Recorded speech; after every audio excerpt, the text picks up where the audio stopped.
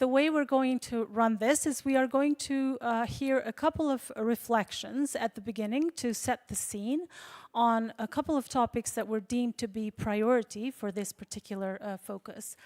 We are going to hear from our mitigation work program co-chair a little bit about insights on how can industry move forward with mitigation. We are going to listen from Irina on some of the key trends shaping energy transition. And then we'll have three wonderful scene setters here to talk about where are things at when it comes to electrification, grid infrastructure, and industry transition and markets. So without further ado, I'd like to ask the technicians to please play the second video, just a short greeting from our high-level champion, Dan Yoshpe, who sends his best regards to all of you. Let's play that, please. Welcome to this Implementation and Investment Lab on Energy and Industrial Transformation. My thanks to the UNFCCC, the Government of the Republic of Korea, and everyone participating in this Climate Week. We are here to focus on implementation of solutions, removing their roadblocks and scaling them up. The Global Climate Action Agenda, revamped on the road to COP30, has 6 axes, 30 objectives, 482 initiatives, and 120 plans to accelerate solutions. Designed as a shared space, the Action Agenda unifies the efforts of governments, businesses, finance sources, cities, and civil society overall, directing them towards implementation of solutions, fostering sustainable socioeconomic development. This lab sits at the heart of Axis 1, the transitions of energy, industry, and transport. On Axis 1, supply and demand sides act together. Industry, logistics, value chain, end users, all in the same room. Because effective decarbonization happens when the whole chain works towards the goal. Sustainable and renewable energy sources on its many routes need to be abundant, present, and competitive to speed up the transition. And if Axis 1 deals with this transition, Axis 6 on finance, technology transfer, and capacity building deals with the means of implementation. One of the real innovations of the Action Agenda is that it was designed to connect the dots, bringing speed, coordination, and efficiency to the process. In the Action Agenda and in this implementation lab, they happen in the same room. Today, financial institutions and climate funds will respond quickly to what the real economy proposes. That is how, in the era of implementation, we move from plans to projects, from targets to transaction, from pilots to scale. Cost of capital, currency risk, de-risking instruments, transition finance, insurance, these are not technical footnotes. They unlock everything we discuss here. One of the things that strikes us the most in the last NDCs of our host Korea, of Turkey, and of Brazil side by side is how much the 3 countries share, even when their circumstances differ. All 3 treat energy and industrial transition not as a constraint on development, but as part of their sustainable socioeconomic development strategy. All 3 anchor their transitions in end-use sectors, transport, buildings, and industrial processes through efficiency and electrification, complemented by sustainable fuels. The vectors differ. The logic is the same. That conversion is something we can think about today. Over the past year, many of you helped co-build this action agenda with the COP presidencies, the UNFCCC, and the Climate Champions team. Thank you so much. Let's speed up and work 365 days a year, 24 hours per day to implement solutions. This lab is a significant part of this process. Thank you. I look forward to see all of you in this road from Belém to Antalya. Great. Thank you very much for that. So following that introductory video, I think we want to be looking at how can we as a community build on what is already working and how can we learn from one another.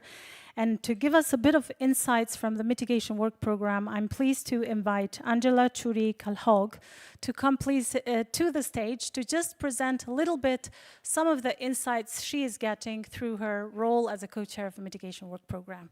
Angela. Thank you very much, and thank you for the opportunity to join you at this event.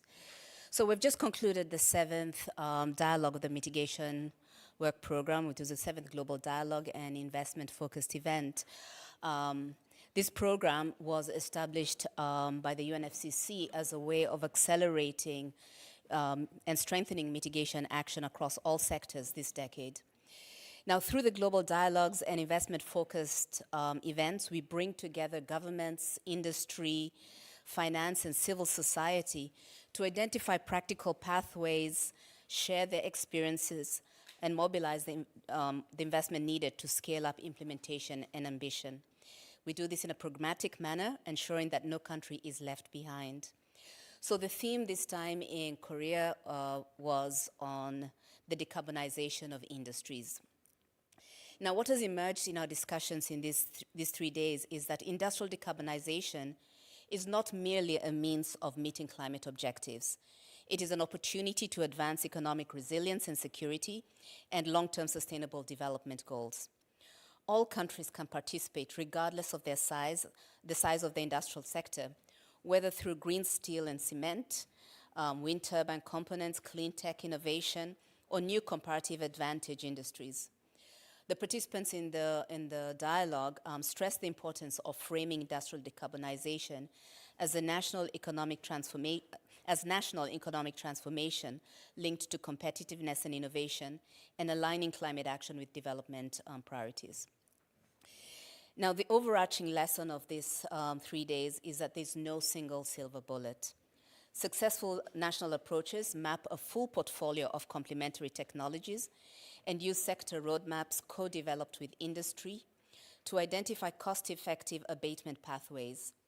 This requires addressing cross-cutting economic challenges, regulatory gaps, and skill shortages while fostering technological advancement and providing sustained policy signals. The barriers that we heard are substantial and interrelated, and I know you'll have a chance to delve a little bit more in this later today. And so I'm going to highlight three of the constraints that were raised: infrastructure, finance, and technology. Now, on infrastructure, industrial decarbonization at scale requires grid connectivity, hydrogen infrastructure, and shared carbon capture, utilization, and storage, transport and storage, none of which currently exist at the required scale. On finance, technology risks raise the cost of capital in emerging markets. Private capital remains reluctant to back higher risk, longer horizon investments, such as hydrogen and CCUS, and high upfront costs paired with long payback periods make access to finance a binding constraint, particularly for developing countries seeking to accelerate emissions reductions. On technology transfer, equipment access alone is not enough. Without alignment to local industrial structures, supply chains, and long-term operation and maintenance capacities, deployment slows down or even fails. Now, of these three, finance sits at the center. Because a good plan without financial support, we heard this from one of our colleagues yesterday, remains just a government document and will not effectively contribute to emission reductions. That is why the scale of the finance gap matters. Without affordable finance, particularly for developing country industries, emerging economies risk locking in high carbon assets that are costly to transition later. The participants converged on factors that could close this gap. Carbon pricing was raised repeatedly as a measure that could provide the economy-wide signals that drives industrial investment, while blended and concessional finance, carbon contracts for difference, and investment platforms are the de-risking instruments that bridge the green premium gap. Demand certainty matters just as much. Buyers for near zero steel and cement through public procurement and industrial offtake commitments are what translate policy frameworks into actual investment decisions. Underpinning all of this, finance instruments can only deliver what governance allows. The frameworks we heard embed industrial decarbonization in national economic strategies rather than treating them as standalone climate agendas. They anchor economy-wide targets in durable legislation so that investors have the visibility they need. Policy certainty was consistently highlighted as a binding constraint on private capital, with emphasis put on predictability in policy and regulatory frameworks being essential to sustain investor confidence. In conclusion, it's clear that efforts are underway around the world to decarbonize industry. International and regional cooperation can accelerate the pace of these efforts through joint learning, capacity building, technology innovation and transfer, and the mobilization of finance and investment. And that's why events such as this one today are so important. We do not need to wait for perfect conditions to begin developing and implementing decarbonization measures. We can learn by doing, as many countries are already demonstrating.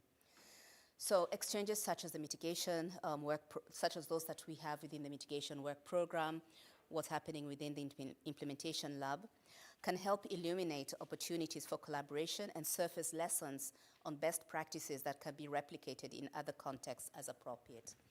So we who have been working with the mitigation work program stand ready to continue facilitating such dialogues and sharing lessons and engaging with other processes, including this one. Thank you very much. Thank you very much for that wonderful overview, touching on so many interesting elements, some of which hopefully are going to be discussed in the breakout tables today. But just because energy is so central to this discussion as well, and to that overview that we just heard, I'm going to now invite Simon to give us a brief presentation on key trends when it comes to energy transition. Simon. Clicker. Oh.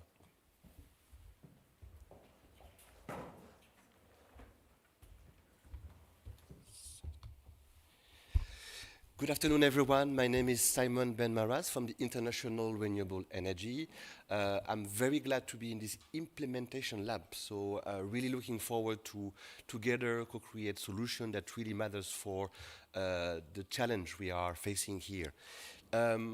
I'd like to start the discussion maybe with a hypothetical situation. Imagine a major oil choke point closed. What would happen? Oil markets would spike, governments would scramble, the IEA will activate emergency protocols, and then what would happen? So that's not a hypothetical scenario, that's what we're facing here. Amber reported earlier this week that actually nothing happened. Emission stagnated. So of course we'll have a few months of geopolitical shocks, but what we are looking is that the clean energy system is holding the line. So that's the first test, also important to see. Clean energy are also holding the line on one of the major oil supply disruption scenarios there. So let me give you now a few numbers there. The first one is 99%. This is the share of all global power demand that was met by clean energy in 2025, so last year. So not most of it, not a growing share, 99%. Solar alone accounted for 3/4 of the new capacity. So renewable, the story is that renewable took over coal for the first time in history. So the debate about whether renewables can scale, in my opinion, is over. It has been answered. The technology stack, solar, wind, and others actually work. The economics work at scale. What we're not debating, and this is the subject of this lab, is how we address the infrastructure to carry clean power that can be built fast enough to meet what the scenarios for the future demands. There, importantly as well, is to look at the traction there. So Sorry, yes, the grid. So here I want to challenge a narrative that is very comfortable in the room, is that we spend decades talking about the cost of renewable technologies, solar panels, turbine, and so on. We have spent considerably less time talking about the cost of the wires that connect those panels to the people. And this is not an oversight, this is often a political one. Solar panels are someone else's problem, they are manufactured abroad, procured through tenders and so on.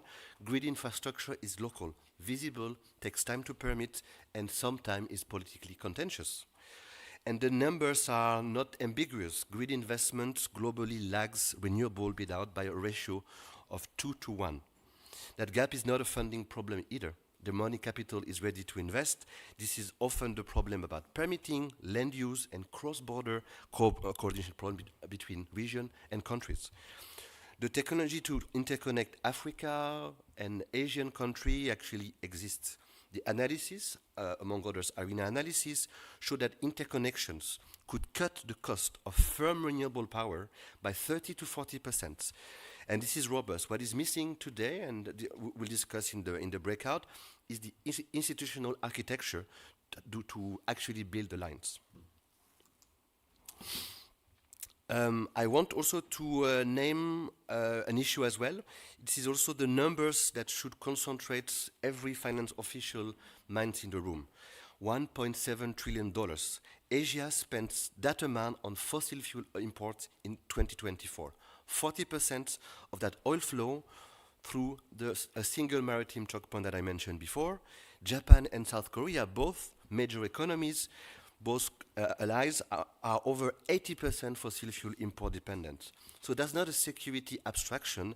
This is $1 trillion annual energy bill that funds the fossil fuel systems of exporting nations and create permanent geopolitical exposure for importers.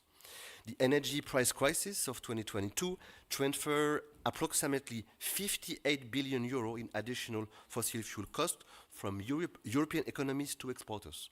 Asia is playing the same game at a vast larger scale. The calculation that Asia is not running is also, of course, not ideological. It is arithmetic. Solar plus storage beats below $60 per megawatt hour globally. LNG-fired power in Asia runs at $100 or more. These economics of clean energy are not a European preference. They are a global market, and they are a signal that is now driving capital allocation in every large Asian economy. So I'm going to go a bit faster to close. I want to close with 3 observations that are not being said enough in rooms like this one. First, the transition has structural momentum, not just policy momentum. Global per capita fossil fuel use peaked in 1979. We are now seeing absolute peaks in key sectors: industry in 2014, building in 2018, and road transport in 2019. So the transition we are seeing, this is not a projection, it has begun.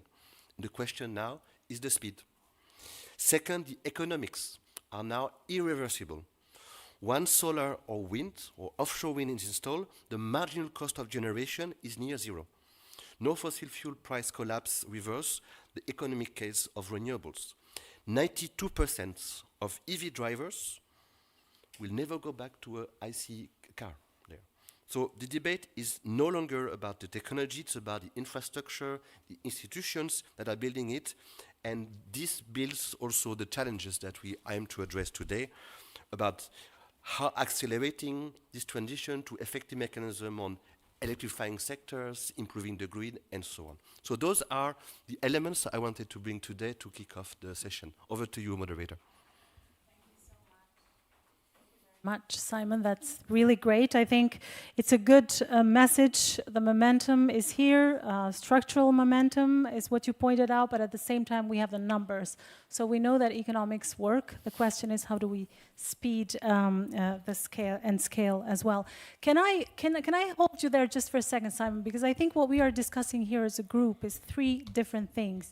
Which kind of interrelate very much. The first one is on enabling electrification and scaling up clean power supply, and the second one is to look at grids and enabling infrastructure. And I know you touched on it a little bit. And then the third one is on accelerating green industry and creating markets. Can I ask you to give us a bit of a scene setting about where we are when it comes to grid infrastructure and enabling conditions? So, sure, happy to do so. And also, importantly, I would like also maybe to define what we mean when we say grid. And I think in our work, in generally, it's 5 things, grids. The first one is transmission infrastructure. So the wires that carry over power from where it's generated and when it's needed, often cities. So this is not the solar panel, not the turbine, this is the wires, the cables there. This is, as I mentioned, the boring, permitting, intensive, contentious layer that almost always get built at the end. The second part, the part of our grids, is about cross-border interconnection. So our analysis, among others, is direct on this. Interconnecting grids, there cut firm power, and I've mentioned the number of 30 to 40%. Third aspect, importantly, is about system flexibility. So this is the grid ability to absorb high share of variable renewables without being curtailed, meaning storage, grid-forming inverters, and demand response, and also, the operational rules that governs how generators and loads interact. This is the gap between the technical capability and the regulations that are today lagging the transition. Fourth, importantly, and also the topic of today is about how to make energy more accessible to industry. So for this forum specifically, can industry get the power it needs at the price it needs with the reliability it needs? A factory runs 24 hours every day. So this is important there. So for me, importantly, there's the fourth part, how to accelerate and understand the needs of industrial players there. And last but not least, is also for a grid infrastructure is about market design and tariff architecture. So those are the rules that determines who builds, who pays, and who profits. Those are actually either accelerating or slowing the grid developments, often more than technology or financing access. So Lindita, for me, those are the 5 building blocks that we need to discuss today during the breakout rooms. Thank you. Thank you so much. Thank you very much for that. I think what we will do next is we are going to split into breakout groups. But of course, before that, we have 2 more scene setters.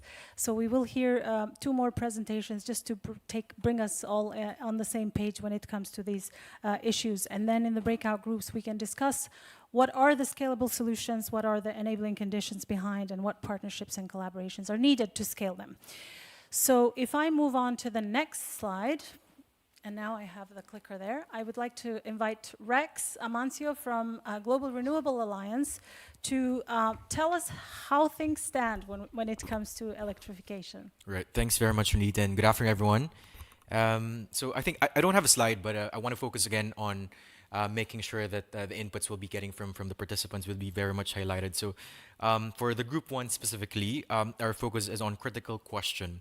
How do we actually scale clean power supply fast enough to enable economy-wide electrification, as mentioned by Simon very technically, which is very helpful?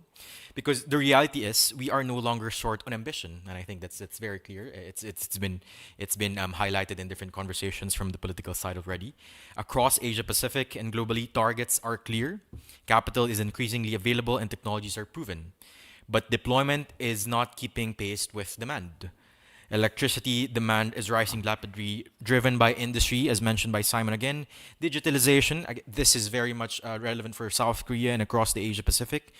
Cooling, transport, and electrification is now the central pathway to both energy security and decarbonization.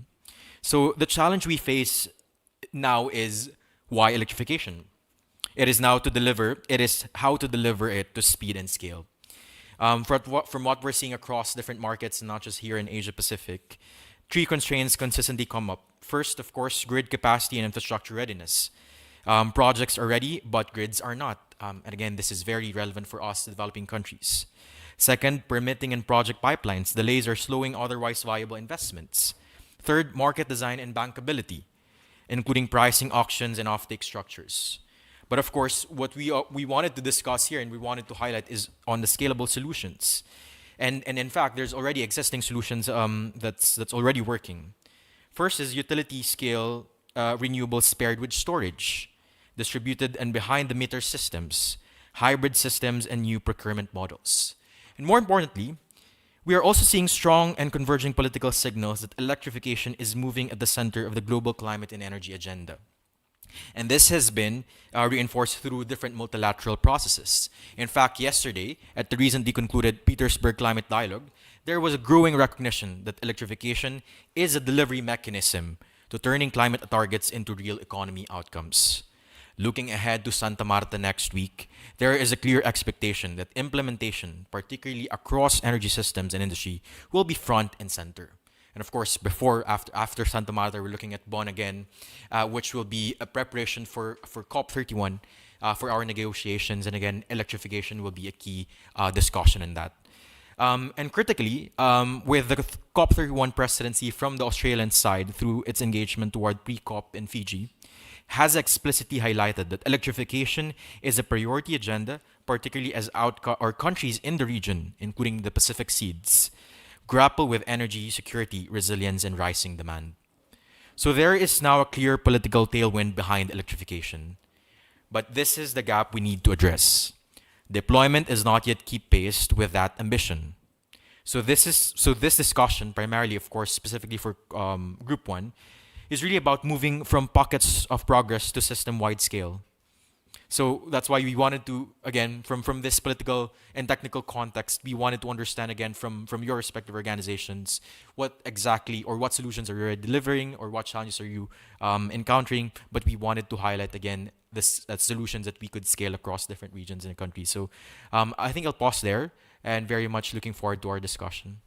Thank Thanks you very so much, much, Nita. Rex. Thanks a lot. Wonderful. So if we go to the next slide, then I just wanted to also bring us back to the industry, as it is, of course, central to this equation and the issues that we have discussed. And for that, it is my pleasure to welcome Rachel Howard, Director of Industrial Decarbonization, APAC Mission Possible Partnerships, to give us a bit. Next slide. To give us a bit of overview, please. Rachel, do you want to? I'll use the roving mic and come a bit out of the shadows into the light. Since I don't have slides, I thought it might wake you up a little bit. Thank you so much, Nandita. It's really a pleasure to be here in Yasu. I'm based in Australia. I lead Asia Pacific for Mission Possible Partnership, and we host a UN-backed industrial transition accelerator, which aims to help unlock the conditions for investment in clean industry. Really salient topics for today. What we're going to discuss in our breakout is how to accelerate green markets. We really hear calls from industry to say they need markets established for their clean commodities. These require big investments, and those investments can't be bankable without some form of certainty that the demand is going to be there. And investors, we've heard already in sessions this morning, and there is a finance session hosted by the COP president later today that's going to be asking how can we get more financial flows. The finance sector requires some revenue certainty. So really we're going to get to the heart of this question. And I want to set the scene by kind of raising three big enablers that we see. And I have raised some of these themes already in sessions on mitigation earlier in the week. So for anyone who's heard me speak already, I apologise for any repetition. But I am going to dive into a couple of really salient examples of where solutions are being put in place for large amounts of energy for the industrial production. But first, if I think about the scene setting, first of all, we are seeing governments everywhere turning to clean industry as a vector for energy security and for competitiveness. We are tracking the global pipeline of clean industry projects that are energy intensive, and this is materials and fuels. This is steel, aluminium, cement, chemicals, heavy transport fuels. There are over 1,000 projects across those sectors. Some of the biggest pipelines are in fuels, in ammonia, shipping and aviation fuels. But in materials too, 150 have already reached FID, final investment decision, which says they're bankable and they'll be constructed, or they're already operating. And that investment in those 150 has been over $250 billion.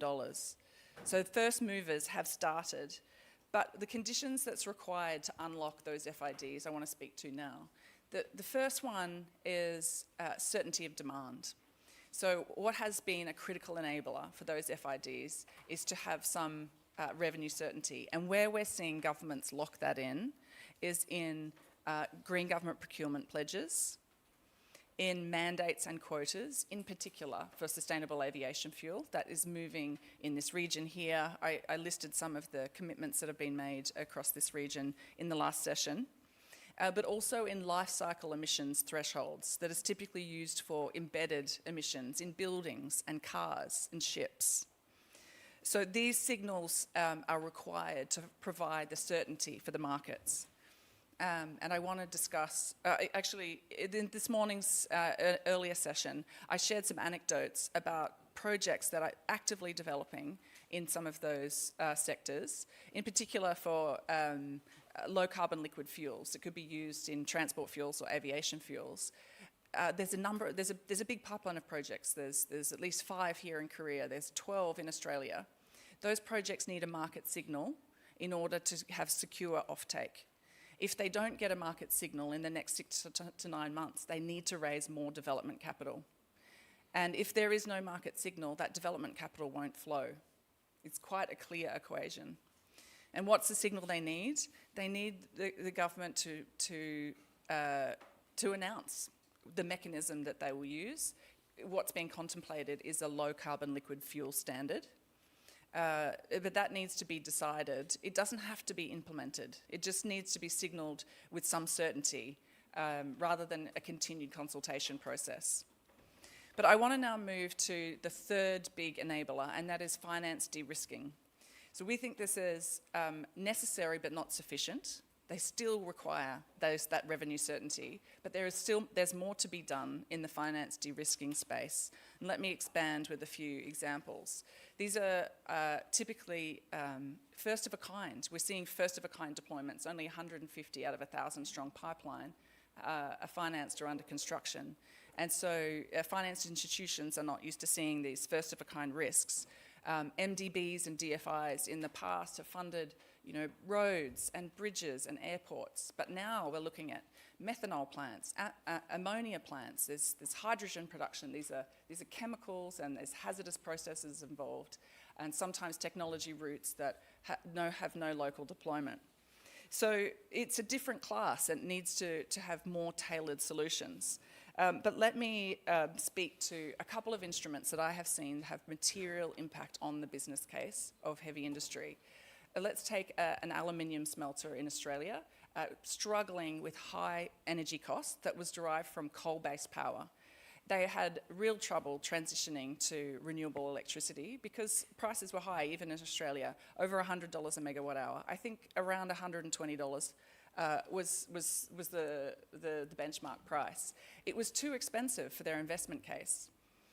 So what was designed, it's still live and under development, but what was designed was to put government balance sheet in between the power co and the smelter, the industrial off-taker. And what that balance sheet, a AAA rated government bond guarantee for the power price, did to the economics of the project, it lowered the price from $100+ dollars a megawatt hour down to $80 a megawatt hour. And now the project is bankable. It didn't change what was going to be rolled out, it didn't change the capacity, it's just the finance cost. You move from an average finance cost of, say, 12% WACC down to 7 or 8% WACC. And any of my finance colleagues in the room will see that is material economics on a project. So that's a signal of what can be done to de-risk and materially change the economics. I want to just close with partnership opportunities. This is one of the things we want to discuss at our tables. We see a really powerful opportunity for global north to global south partnership opportunities. I spoke to the pipeline, these 1,000 projects. Where the real velocity is in the global south, what we refer to as the industrial Sunbelt economies. We have projects in Latin America, Northern Africa, Middle East, over in Southeast Asia. We have projects down in Australia.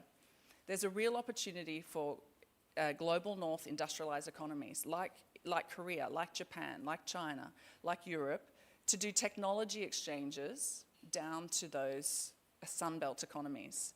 By our calculations, just in the steel sector, for the low carbon steel plants announced, we track about 60 million tonnes globally, and those projects are everywhere. There's about $40 billion in technology. It's electrolyzers, it's solar, wind, it's battery electric storage, it's grid integration technology. And where that tech is going to come from is the global north players. We have some real industrial strength here in Korea, particularly in battery electric storage and grid integration technology. So we see those technology exchanges being part of the partnerships that are going to take place, and the finance can follow those exchanges. This is in our MDBs and DFIs going into those locations, and our import-export banks to see that that technology is procured and goes down to those global south deployment locations. So there's just a couple of real examples that I think more progress can be made, and more private finance can then crowd in and get this pipeline moving. Thank you, and looking forward to the discussion. Great. Thank you so much, Rachel. That was an excellent presentation. So now we have a really good context to continue our conversation and dive a little bit deeper on the issues that were raised during the scene setting presentations. So if you will see, well, maybe just chase Simon, Rex, and Rachel for going deeper into those discussions. You will see that group 1 is over here. So if you're interested in electrification, please join this table. Group 2 on grids and enabling infrastructure, right here in the middle. And group 3 on accelerating green industry and creating markets, Rachel will be facilitating, is over there. Okay. We will have 30 minutes for this discussion.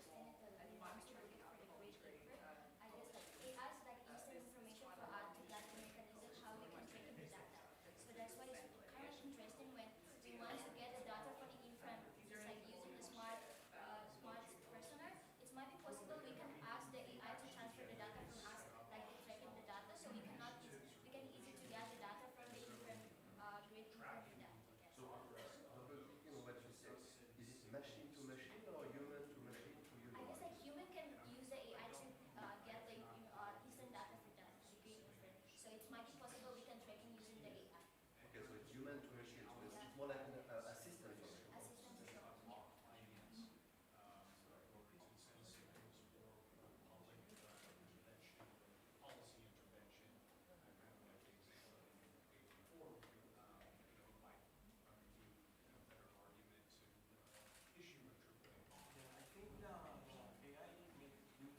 A great example that comes to mind is RE100 that's championed by the climate group. Have you looked in the climate group?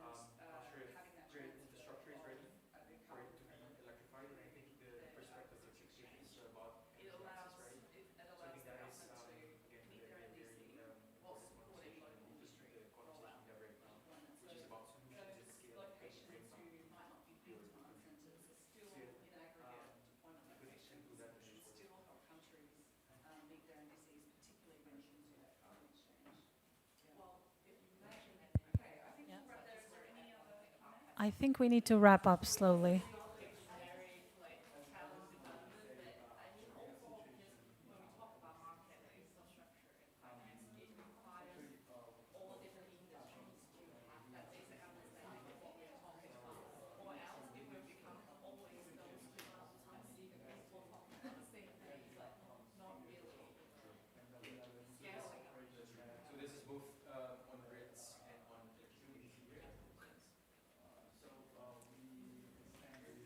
Okay, excellent.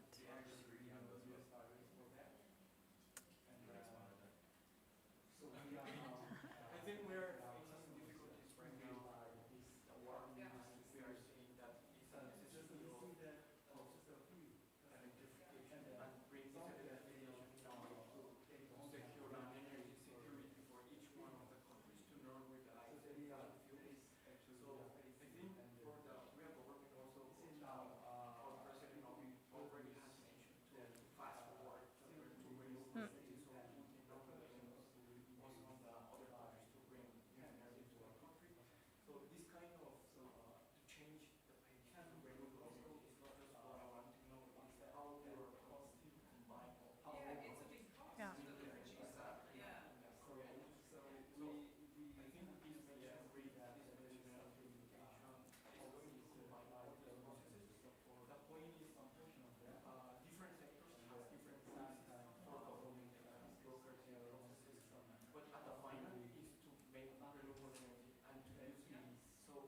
That's the angle.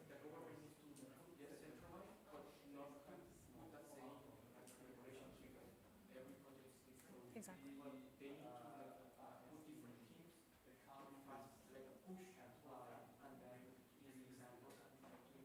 Yeah. Great points.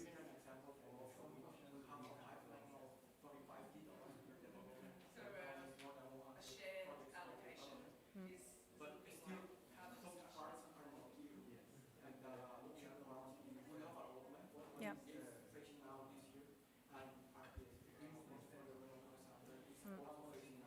Yeah.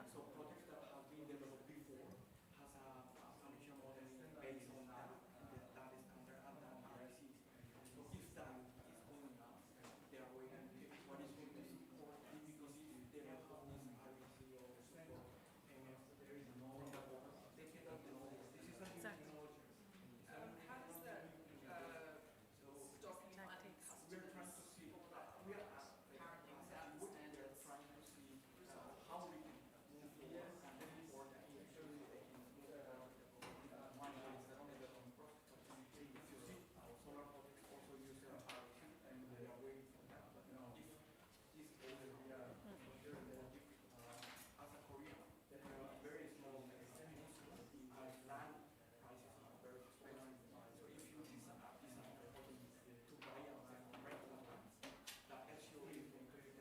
Yeah.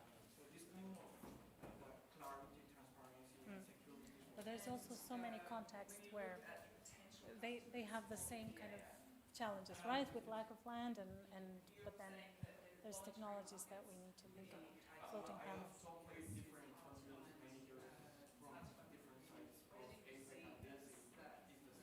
Yeah.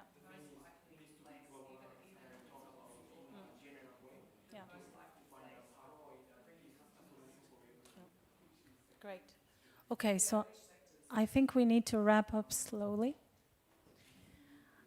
Shall we?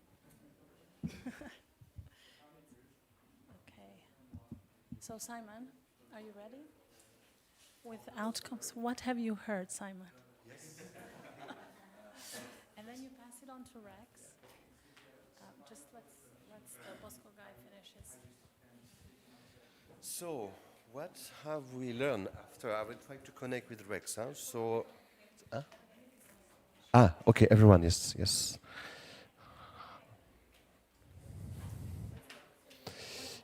Yes. So, hi everyone.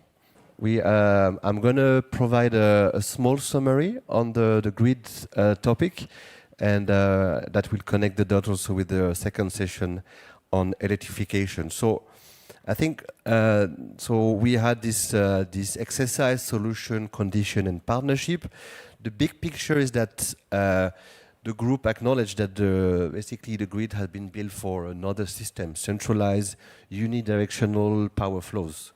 Renewable energy in its different forms is inherently distributed, location-specific, and also bidirectional. So it can function both ways. So that's not really an infrastructure problem, it's a structural mismatch. So we touch different layers. We talk about the physical, the digital, the regulatory, and the financial aspects there. So let's go, we start with the physical infrastructure. So the group mentioned that we need long-haul transmission more to move from power from when the sun and the wind are strong. That's why interregional connectivity, that was a condition, and also dynamic line ratings, so squeezing more capacity from existing infrastructure matters as much as new build. We mentioned, of course, the role of storage and ESS that provide the buffer for the viability of renewables. And also we mentioned on this sector, on this physical layer, sector coupling, often at municipal scale, that turn excess power to what it needed, heat, cooling, and others, making the grid more than just electrons, which is already okay, but we need also heat to power our cities. The second aspect we had was about the digital layer, so the intelligence. Big data weather prediction can cut the uncertainty when you need to dispatch it. AI-driven loss reduction on transmission line can address the technical losses, 5-8% in many regions that are there. We talk about human to machine interfaces that can give operators real decision-making support without being too much there. You've seen in Europe, in Southern Europe, the grid operator of Spain had to react extremely fast to the loss of voltage in the grid. So an agent can help with that. And that's what I also introduced, but there, that we need to develop more agentic system to not just inform decision, but to execute them better and more autonomously there. So physical, digital, but that's also, that won't happen without regulation and the financial aspect there. So we mentioned the ownership model in different countries, using the Korean example with TEPCO. And so that's also a message there. We need to revisit ownership models. So single organization structure can block cross-border, we discussed cross-border, cross-regional investment that we need for the transition. We talk about regulation, so we need to revisit the grid codes, so kind of the dictionary on how the grid is built there, and also harmonize them across jurisdiction. The example of good partnership is the ASEAN Power Grid, or APG, there, and grid harmonization is a big topic there. So last but not least, we mentioned the need to have more price signals to shift or to force industrial large consumer of energy, so industry, to shift their production when energy is cheaper there, and basically not leaving the flexibility on the table at all costs. Last but not least, that brought us to partnership there. So we talk about new grid lines on and offshore that won't be built through conventional public procurements. So the model of the PPP, so the public-private partnership, and also using APG as a framework, can really help grid and infrastructure to develop at scale and not to be built the last after all the nice renewables. And when we have electrified everything, so over to you, Rex, on electrifying everything. Thanks very much, Simon.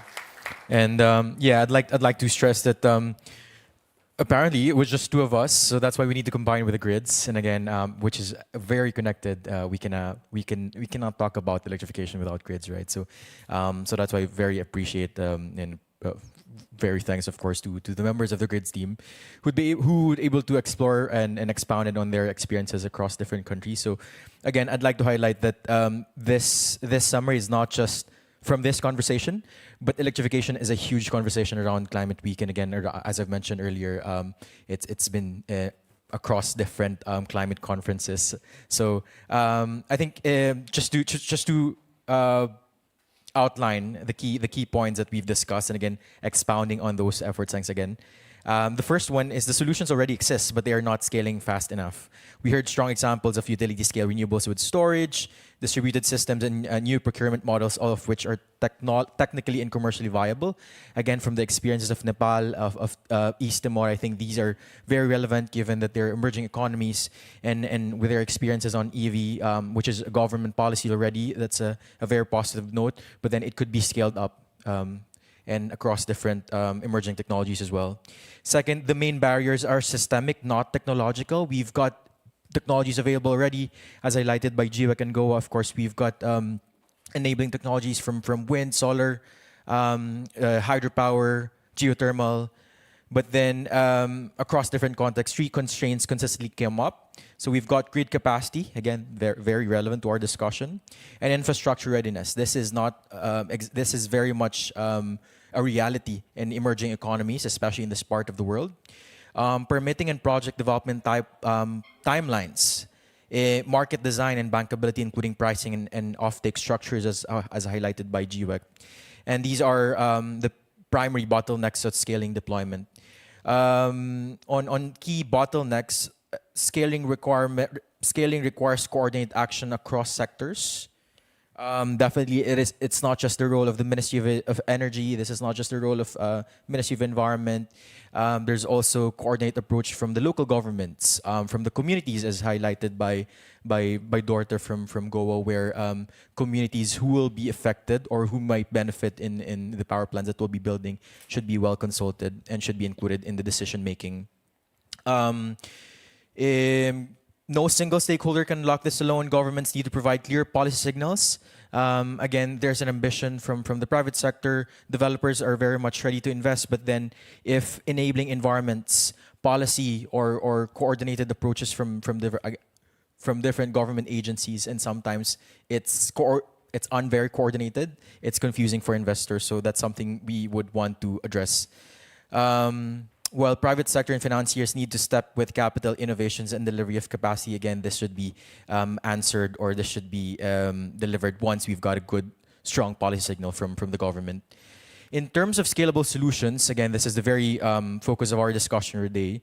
Accelerating grid investments and modernization. This is very clear from our discussion, Simon, as foundational enabler. Basically, again, we cannot talk about electrification without grids.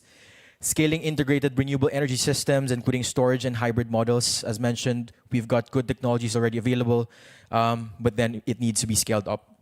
Expanding corporate and distributed procurement models and complement utility scale deployment from the perspective of our colleague from RE100 and Climate Group. There's already efforts from different companies.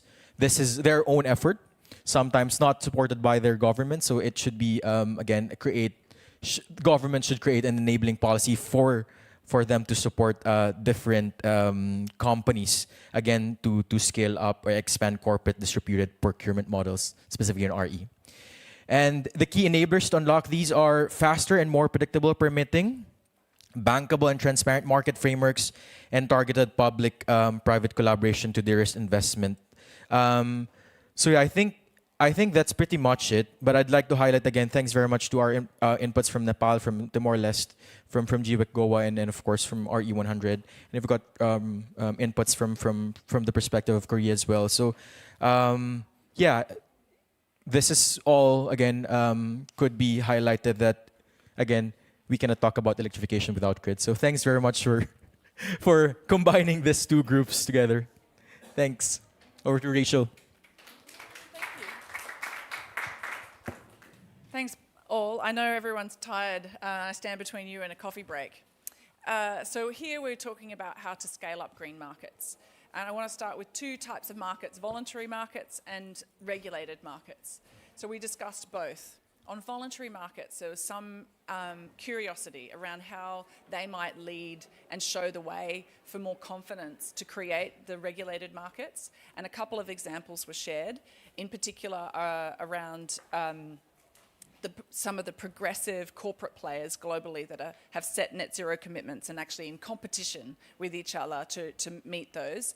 By and large, we see that category being the tech companies and data center builders who are very hungry for renewable power, and they're also starting to procure voluntarily green materials for data center construction. We shared a couple of those kind of buyers coalitions. There's a live platform in the US, the Sustainable Steel Buyers Platform. About half the companies are tech companies, and they're taking their green materials in certificates because they don't know their future footprint of construction. And there was curiosity around whether voluntary efforts could be elevated to demonstrate there is some of these early demand, these pioneering buyers that will take even small quantities, its material. So then we move to mandated, regulated demand. A discussion that green public procurement, there's been a wave of announcements, but still small percentages that are struggling to be meaningful. But there was two big examples, case examples that is live or been used in other sectors. One was actually a Chinese example of how government have used a combination of regulated policies and downstream subsidies to transition the super pollutant category, the refrigerant sector. This is air conditioners, for example. So offering householders subsidies to move to low polluting new assets, which offered a scale-up opportunity for those technologies and then an export opportunity for those. So it was a suite of things that were offered, both a regulated instrument with some subsidies and support, and knowing that it's a holistic solution. It not only transitions home, but it also builds a new sector. The other second example of regulated demand being coupled with support is in Europe. We are watching closely the Industrial Transition Accelerator Act, which is to use lead markets in materials and fuels. This is steel and aluminium and transport fuels and concrete. To start to say we need those to be lead markets for our industries at home, and we're going to start to regulate the demand and offer some support to carry the burden, so there's not too much burden for industry to carry, but they know that it secures upstream the energy inputs and the clean industry production that they need to transition their economy. So they're two live examples of how they're managing multiple ways of pulling through green markets. And I want to show two partnership opportunities. The first partnership opportunity, thanks to our UN colleague, was regional partnerships. In particular, what I've heard in this session and in others is the exchange, using Article 6 to exchange the credit of the emissions reduction and transferring that from the deployment country back home to a home country who can use it to reduce their NDC. We see this, with the example was for Global North location, I can't remember if it was Switzerland, doing marine decarbonisation in the Pacific Islands and transferring that credit back home to Europe. So it allows the Pacific Islands to decarbonise their maritime fleet, and Europe to the European country to, which she's not here, to have it contribute to their NDC, whilst doing that technology and that capacity building exchange. So that's one form of partnership that I think is still just nascent, but could be used to much greater extent. The sectors we see is in probably mobility. To start with, these are smaller assets, electrification and fuel switching. But then it builds from there, right? The second partnership I want to share was from our industry contributor who is facing these questions right now as they're in the middle of building out heavy assets. We have a guest from industry who spoke to the fact that they are live building an asset that's going to produce a low carbon product, but there's a premium, maybe 10, 15%.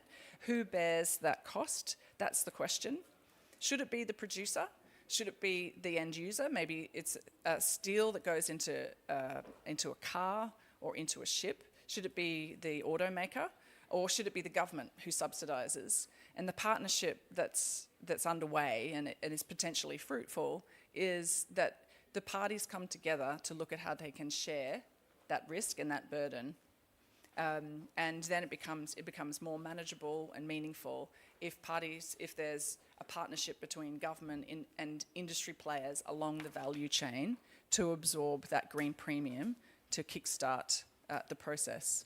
So that's our two partnership concepts. That's And I hand great. back to you, Lindita. Thank That's you. wonderful. Thank you so much. And big round of applause for these wonderful presentations. And I just want to thank everyone for their active engagement here, and big thanks to our facilitators as well. So now that we have the what and how and with whom, I think we wanted to take the opportunity as well to listen in a little bit on how do we make these things viable from the finance point of view. And for that, we have Yuki, who is going to join us from GFANZ. She is going to provide a bit of presentation on what she's seeing from her perspective and dealing with a lot of finance institutions as well. Yuki, if you can just provide your reflections in terms of what you heard, that would be great. Thank you.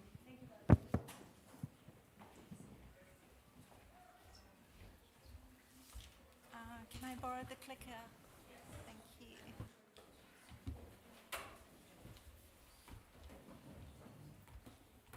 Good afternoon, everyone. So my name is Yuki Yasui, and I'm part of GFANZ, Glasgow Financial Alliance for Net Zero. It's a private finance initiative which supports financial institutions to mobilize capital for the transition. So I'll just start from here and then end with that slide. But I think you've been hearing a lot about bankability, and I just wanted to first of all clarify what bankability actually means. So there's a lot of things involved in bankability, so I'll break it down. The first one would be the hurdle rate. So is the investment worthwhile? Does it have enough return? Does it promise enough IRR, the rate of return for the investor? So that's the first thing. Then there is the revenue certainty of or the off-taker certainty. So is it, how certain is that IRR going to be?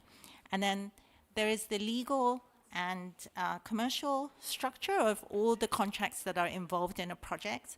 So this could be the construction, the revenue, the operation, land, fuel, everything that the project entails in terms of their legal contracts. Is the risk manageable for the project developer? And then there are the counterparty risks that are involved in the project. Are they manageable and acceptable? And then there is the regulatory and political risk as well. And lastly, the technology, whether that is proven or not. So technology does come as an important part of the conversation when it comes to like industrial decarbonization, but it is not the only one, as you can see from here. At GFANZ, our strategic approach in dealing with financing of industrial decarbonization is to, first of all, break it down into 3 different buckets for manageability, because we realize that not all priority opportunities are financeable in the same way, and that capital solutions must reflect technology maturity, policy signals, and market readiness. So the first bucket is where the technologies are commercial and bankable. So you would imagine that it should pass a lot of the bankability criteria that we just looked at, but not necessarily. So the technology is viable and corporate action is underway. So in most of these are things like renewable energy, like rooftop solars or energy efficiency deployment. These are underway in most industries, amongst the large corporations, but not necessarily in SMEs and developing economies. And they are the ones that are being left behind right now. And the reason is really one is access to capital, but actually more of the problem is the lack of capacity for these SMEs to be able to take action on it.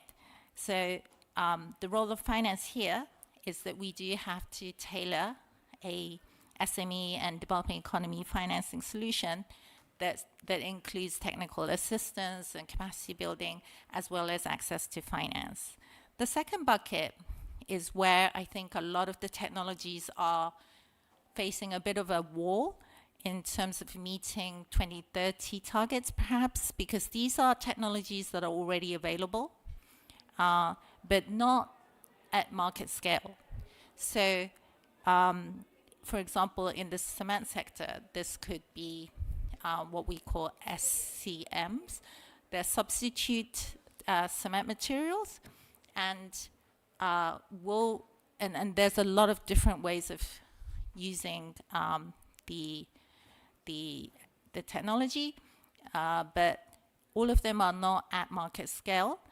And the problem is that it is marginally bankable in most cases because the market for them is very small. Here, there is a role for finance, but because it is not fully bankable, we do need to look into blended financing. But financing is only part of the solution because we do need to see that policy development and market development to be in place for the financing to be worthwhile as well. So all of them have to come together at the right speed and right scale, and that financing is part of the solution, and it will be blended finance as well. The third one is frontier technologies, and here we really do need a kind of a national strategy by the government to provide a vision of what kind of technology they really want to push. Is it CCUS? Is it hydrogen? Is it other things? And for the government to provide a lot of the infrastructure that is often needed in new R&Ds and new infrastructure development. However, and you would imagine that here you need a lot of public investment, and it is true that a lot of the existing case studies on this type of frontier technology involves heavy investment from government, but we have seen very interesting examples, and I will give you an example from Japan, where a green bond was issued by a company on a new technology, which, first of all, you don't usually do a bond issuance for an R&D because that's not really bankable at all. But it was possible because the government had a very clear national strategy against backing that technology. So the capital markets trusted the government's commitment, and that they also saw that there was already a lot of demand commitments being announced from the real economy as well, and from public procurement. So they were able to issue a green bond against an R&D, which I thought was very interesting, but very rare case for a frontier technology. So I just want to give you some examples from the cement industry on the first two buckets first. This is a case study from a cement company in Indonesia. So here we're talking about a fully bankable type of technology, which is the waste heat recovery.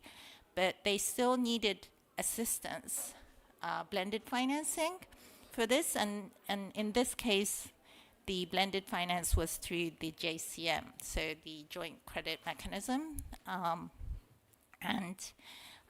The reason it needed, let me just move on. The reason that the waste heat recovery, even though it's a bankable technology, needed a JCM is all these reasons here. So the first of all, there is a lot of long tenor, the payback period for a lot of these technologies are long. And by having a public finance, or like in this case, a carbon credit attached to it, it does shorten the payback period. And so the tenor is much shorter, and it helps in terms of the internal hurdle rates. Also, because this was one of the kind of the first in kind for Indonesia, it did help in the integration risk, so that there was not much experience in the country in accepting this type of technology. So there was the integration risk, and the JCM supported that as well as the country and tariff risks associated with Indonesia. And then lastly, the carbon externality gap was addressed through this carbon mechanism. Now, for the second type, where it's kind of bankable, it's only marginally bankable, a lot of the way a financier could look at this is through a transition-linked loan or a transition-linked bond, meaning that the financiers are not, experts at technology, so they would prefer to put trust in the company as a whole, not a single project or a single technology. And so they would prefer to assess the transition plan of the company and say whether, and compare it against like an SBTI, a Science-Based Target Initiative, and see if it's good enough. Even that is quite difficult for a financial institution to assess. So in this case, you can see that this was the first transition-linked type of loan for the cement industry in Japan, and it was done with a Development Bank of Japan, which is privatized, but it's still owned by the government. So you can see that it still is kind of a blended finance mechanism to some extent.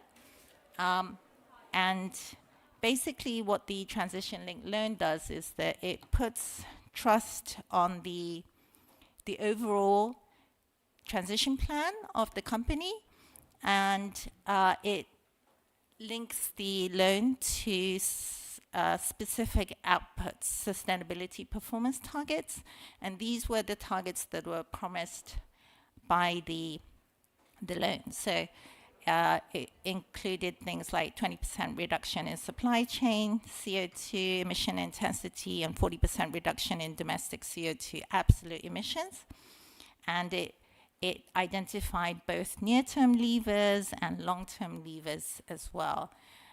So these are another way to go about getting finance rather than just asking for like project-level finance. A corporate loan or corporate bond is another way to go. And then I think I just want to go back to the last one. This is my last slide. So at GFANZ, what we are trying to do is to come up with a three-phase approach to capital mobilization for industrial decarbonization in Asia Pacific. First is to really try and support the finance industry to understand each sector in the industrial decarbonization a bit more, because there is a knowledge gap between the industry and the finance. And so for the first time, we held a workshop in Thailand between the Thai banks and the Thai cement industry in February. And we asked the banks to bring not only their sustainability team, but also their credit risk officer and their relationship manager to come and sit down with the cement industry to really understand the roadmaps and the technologies and where they are at in Thailand. The second phase is for us to really tackle that marginally bankable and the future bankability issues, as well as the SME question, by looking at whether the banks could be more proactively engaged with the policy and the market development so that they can also support and be participating in the development of the policy, the green procurement policies, and also the industrial market uptake on green cement as well. And lastly, is the financing solution. But we think that financing solution is just one component of the activities that we could be doing in Asia Pacific to support financial institutions in mobilizing capital towards industrial decarbonization. So I end there. Thank you. Wonderful. Thank you so much. That was a great overview of many different financing instruments. And thank you, Yuki, for also sharing how and what were the conditions that make some of these financing options possible. Is there any question for Yuki from anyone? We are at time, but if there's anyone interested to ask one question, we can take that. No? I thought people have questions about finance all the time. Great. Well, with that then, also because we're on top of time, I would like to thank everyone for joining us today. Thank you, Yuki, also for being with us today twice and not just once. I appreciate having the same conversation about these very important issues. I'd like to thank our speakers as well today for setting the scene and also for all the work that they do. And we look forward to seeing how we best reflect the emerging themes from this workshop as well in the reports of the Climate Week. So thank you so much for your input and for your engagement in this process. Thank you.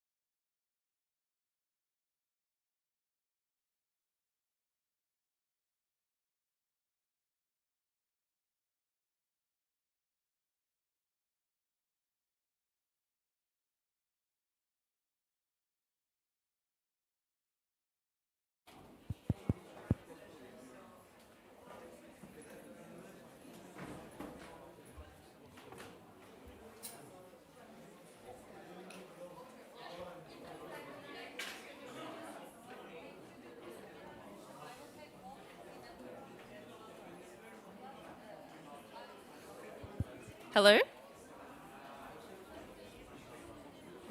Showcasing premiering the video, then everyone is silent. When the video ends, we directly start. Okay.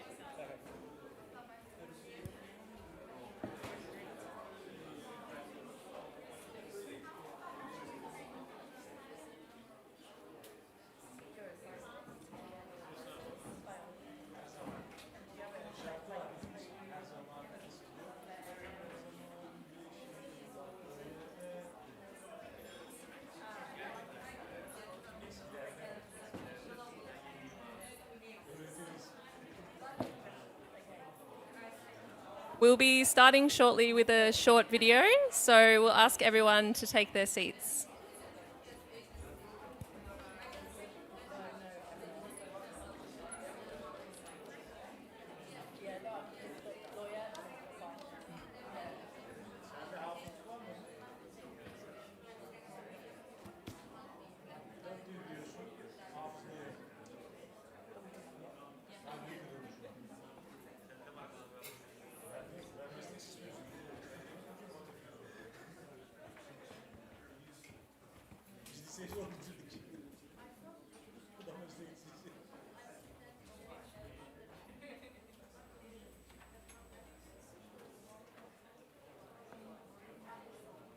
Purposeful action has led us here, to the era of implementation.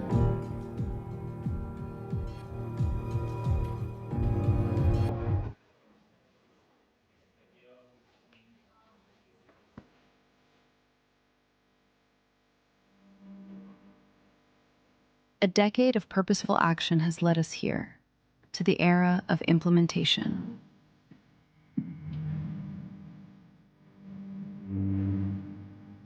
We have moved beyond pledges. Hundreds of global initiatives organized to tackle the most urgent climate challenges, now organized behind a single, unified vision for the next 5 years. From protecting our oceans to waste management, from clean energy to climate finance, work is already picking up pace. You are the engine of the global climate action agenda.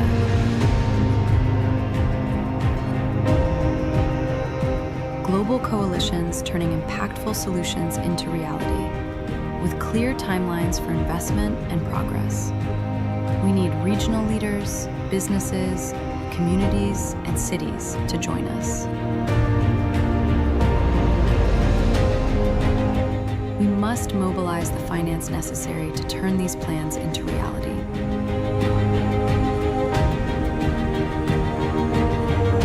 To help us move faster, topple barriers, and drive action towards COP31, momentum requires everyone. Our plans cannot wait. For our children, our planet, and our shared prosperity. Let's work together.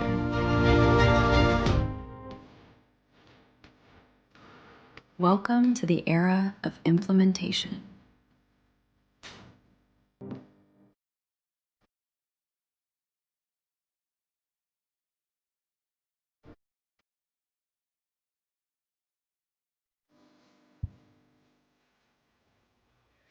Welcome everyone to this important implementation lab on extreme climate events and waste impact on health. My name is Dr. Liz Bennett. I'm a public health physician working at the World Health Organization. I'm based at our Asia Pacific Centre for Environment and Health based in Seoul, and our work centres around supporting countries in this region to have climate resilient health systems, healthy urban and island environments, and sustainable food systems that are good for people and planet. It's a pleasure to be here with you today with this fantastic group of speakers and amazing participants as well. This lab comes at a critical time. Climate change is no longer a distant threat. It's a health emergency unfolding in real time.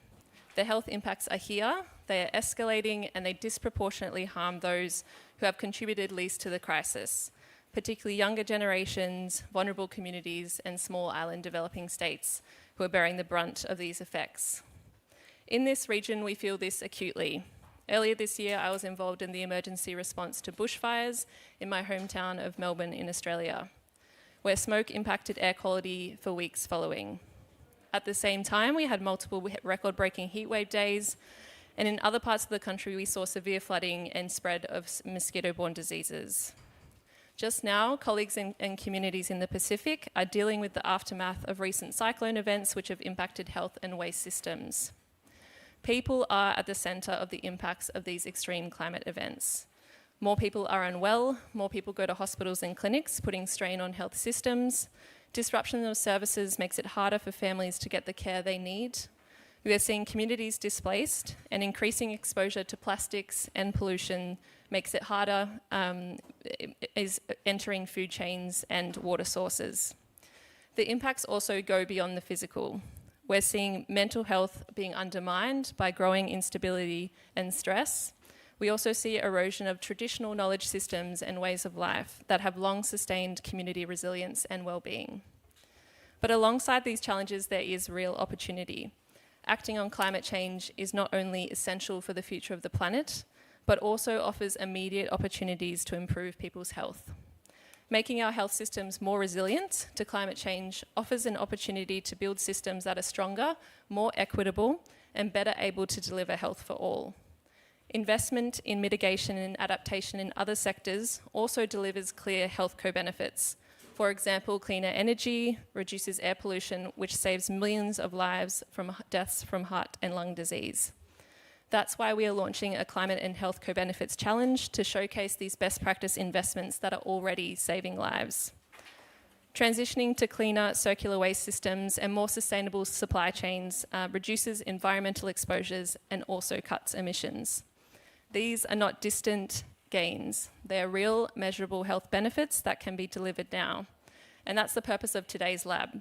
There are fantastic examples of what is possible across the region and in the world. Now it's time to scale these. Today we will hear about some of these solutions that are already working, but also we'll explore bottlenecks and pathways to connect implementers with the partners and finances needed to act. I look forward to the conversation, and it's a privilege to welcome you here today. To start off, we'll hear from our COP31 high-level climate champion to give opening remarks. Over to you, Samit. Thank you. Dear friends, it is a pleasure to be here with you today. Thank you for bringing us together for this important discussion. As we move from COP30 to COP31, our focus is very clear: implementation. We have made commitments. Now it is about turning them into the real impact on the ground. In my role as COP31 climate high-level champion, our priority to connect ambition with delivery, to make sure that what we agree globally actually people, communities and economies. And if there is one area where this matter most, it is health, because climate change is already affecting people's lives every day. Through extreme heat floods and pollutions, we are seeing direct impacts on health and well-being, and it is vulnerable people who are most exposed. This is why progress we saw at COP30 is so important. To the action agenda, we now have clear pathways forward, including the Belém Health Action Plan and Beat and Heat. These are not just ideas, they are practical roadmaps. They show us how to strengthen health systems, how to improve early warning, and how to better prepare for climate-related risk. But now comes the key question: how do we deliver? How do we take these solutions and make them work in real places for the real people? And this is where we need to talk about waste, because waste is not just environmental issues, it is a public health issues. Flood spread, contamination, health increase pollution, and weak waste system increase exposure to disaster. So if we want a resilient health system, we also need resilient waste systems. This means reducing open dumping and burning and scaling smarter, more circular solutions that protect both people and the environment. But none of this can happen alone. We need stronger collaboration between governments, business, finance, and communities. Because in many cases, the challenge is not lack of solutions, it is a gap between what is possible and what is actually scalable. Closing the gap is what implementation is really about. And this is why this lab is important. It is a space to be practical, to share what works and to focus on what we can scale together, because this is what COP31 is about, not only what we commit to, but what we deliver. I look forward to hearing you insight and continue this work together on the road to Antalya. Thank you.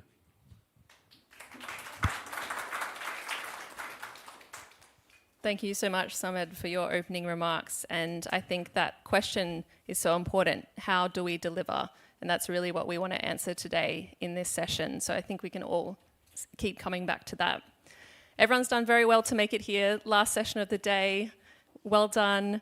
We're going to start with a bit of an interactive activity to re-energize us.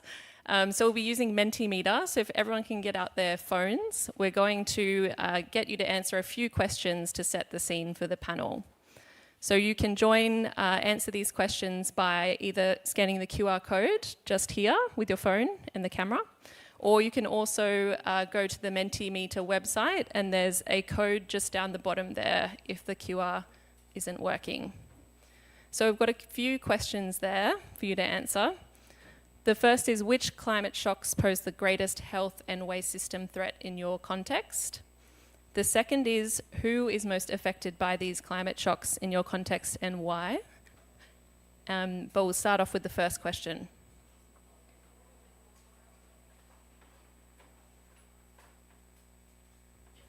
We'll give everyone a few minutes to log in.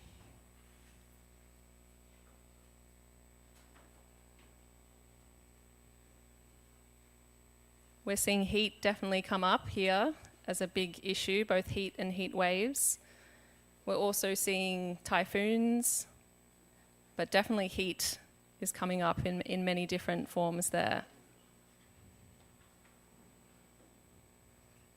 We've also got some flooding, rain, also pollution with dust.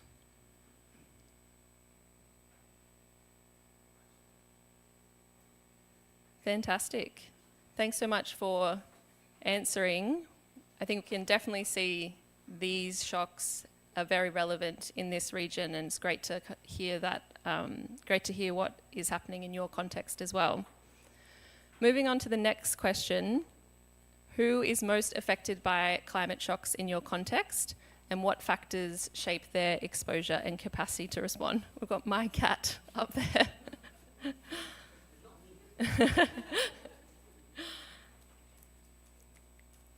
We'll give everyone a few minutes to put their answers in.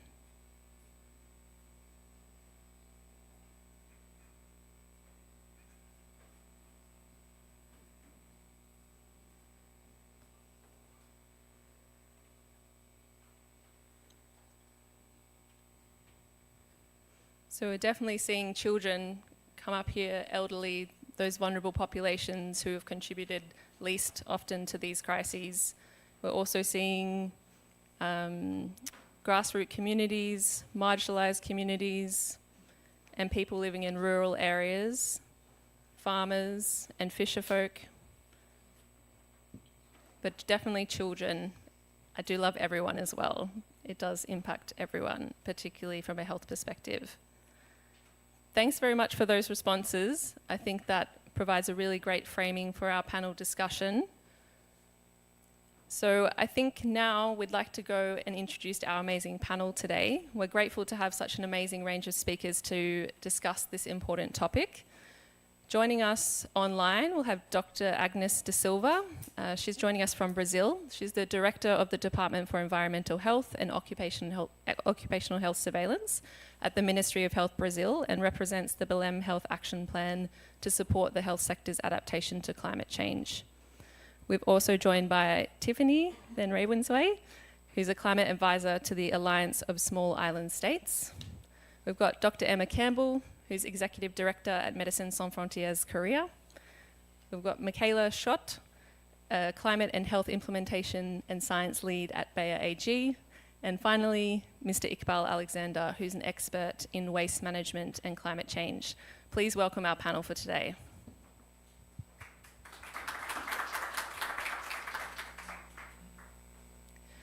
Let's begin with the policy perspective. Dr. Agnes, thanks so much for joining us at a very early time in Brazil. We very much appreciate that. Could you please start by telling us how the Belém Health Action Plan that Brazil spearheaded to launch at COP30 addresses extreme climate events and their effect on public health, including waste? It's really early morning to me, so I apologize for my voice. It's in the middle of the night here. But thank you for letting me join you online. I wish I could have been there and share all the experiences with you in person. First, thanks for the question, and I think we have some of the answers already in the beginning of this session. And I think everyone knows by now what the Belém Health Action Plan proposes. But I think in principle, what we have to think is that climate change, when we say it changes everything. So that's the reason we need to think in advance, plan, and make a risk assessment before things happen. And the Belém Health Action Plan proposes two cross-cutting principles that help to make sure that the ones that the least have contributed the least to climate change will suffer the most. And that's one of the problems we have. And when talking about waste, what we have is that in most of our countries, we have a legacy that has not yet been solved, and that is good waste management in general. And we know how much this contributes to increased risks once you have extreme events happening. So like floods, hurricanes, drought, and heat waves, they severely impact waste management. But if you have already started in a situation where these things have not been well addressed, what you have is that you have to deal with a much more complex problem. And in some cases, like we had the experience in Brazil with the floods in Rio Grande do Sul, in the southern part of Brazil. And one of the most important problems we had to deal with was not only during the emergency situation, and I must mention, we had to map to put on the map all the chemical plants and all the waste facilities, and see how much they could have been affected and how much of the chemicals and how much of the waste were already going into the systems and complicating, for instance, the quality of the water that was still being collected and sent for treatment and distribution in parts of the area. So in the end, we estimated roughly 47 million tons of debris in just a few days that were the effect of the impact. So what it can cause, it's a long-term risk for public health, but also it makes it difficult to recovery. So when we think on the situation that you have to deal with the immediate risk, and then you have to think on the waves that come for public health that we have to deal with. One of them that sometimes is forgotten is how to deal with waste generated during the event and the waste that was also affected, or the treatment, waste treatment and waste management that was, if it was poorly addressed or if it was insufficient, then it becomes even harder.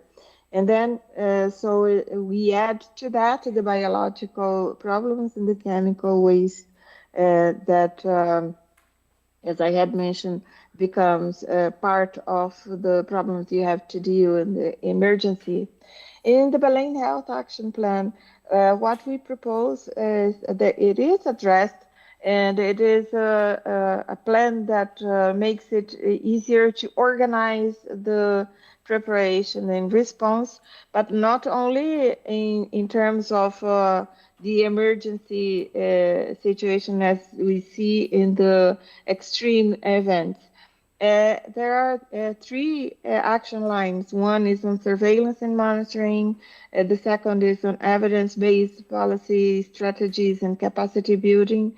And the third on innovation, production, and digital health. And I will draw attention to some of the lines where this is specifically addressed. And it is on action line 2 that the objective is exactly to strengthen national and local capacities to accelerate the implementation of the solutions. And it requires multidisciplinary, intersectoral, and participatory approaches, and has to take into account health equity and the concept of climate justice and inclusive governance.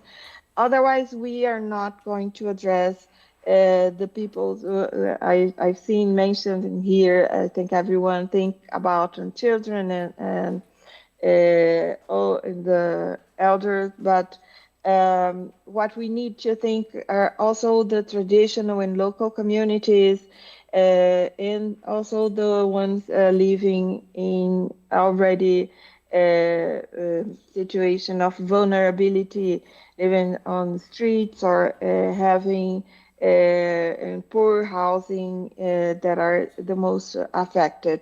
And then in this, in promoting in the 2.2 that is from the action line 2, is promoting these multi-sector policies and health co-benefits, and addressing waste management systems and reduction of chemical exposure is part of this prioritizing strategic interventions, and the transformation of the whole system becoming more sustainable, including greening the cities and greening procurements and all the other systems that affect the production of waste.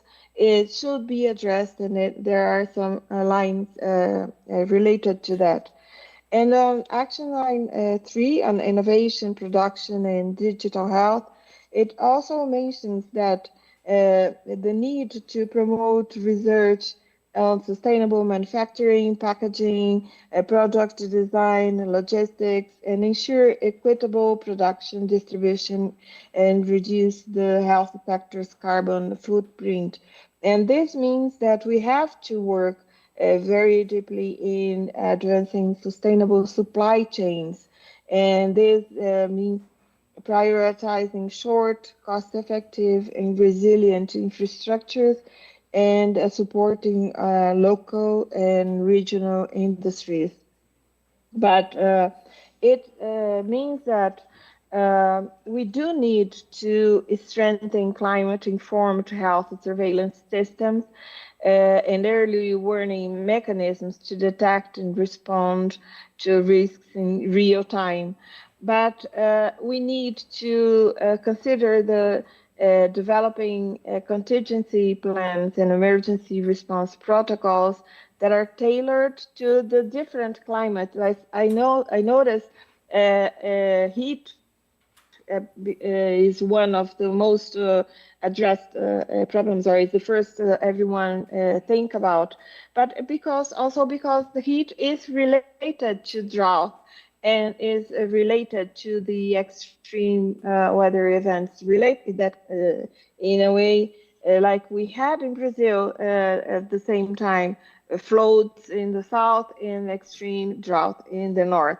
They are part of the system. So we need to address this in a systematic way, but also thinking on how to respond properly in case the emergency, the public health emergency happens, and all the protocols need to be already in place, so we don't waste time in responding.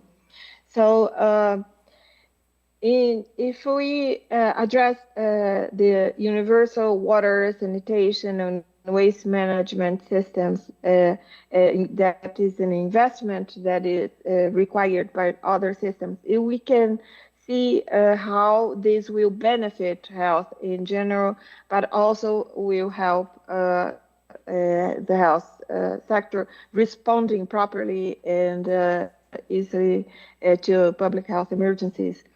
So the policies to reduce environmental contamination, and even having the location of where the chemicals are may be of a crucial, this type of information is crucial to prevent that the extreme events become an even worse disaster. So this, if we think that all this integrated and cross-sectoral approach is the basics, what is there in place that is proposed in the Belém Health Action Plan.